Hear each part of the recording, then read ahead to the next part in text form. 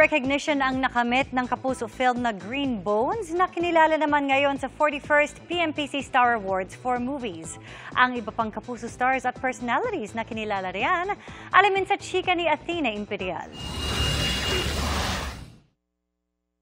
And the star for Movie Actor of the Year goes to Dennis Trillo for Green Bones. Big winner si kapuso actor Dennis Trillo sa 41st PMPC Star Awards for Movies. Isa si Dennis sa kinilalang Movie Actor of the Year para sa kanyang applauded performance para sa Green Bones. Ang mensahe po ng Green Bones, napakasimple, maging mabuting tao.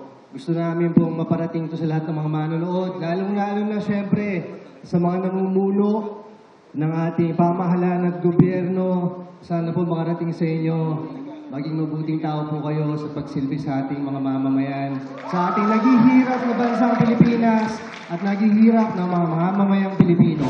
May sweet shoutout din siya sa misis na si Jeneline Mercado. Sa aking pamilya, sa aking asawa at mga anak na nagsisilbing inspirasyon, kaya hanggang ngayon ginagawa ko pa rin to. Jeneline Mercado, mahal na mahal kita, para sa inyo to. Nakuha rin ni Dennis ang Male Star of the Night Award. Dagdag din sa pagkilala sa Green Bones ang Movie Screenwriter of the Year na sina National Artist for Film and Broadcast Arts Ricky Lee at GMA Public Affairs Senior Assistant Vice President Ange Atienza. Kinilala rin ang editor nitong si Benjamin Tolentino bilang Movie Editor of the Year. Maging new Movie Actor of the Year si kapuso star Will Ashley para sa pagganap niya sa Balota. Itinanghal namang Taquilla, King and Queen ang bida ng highest-grossing Filipino film of all the time ang Hello, Love Again na sina Alden Richards at Catherine Bernardo. Athena Imperial updated sa Showbiz Happenings.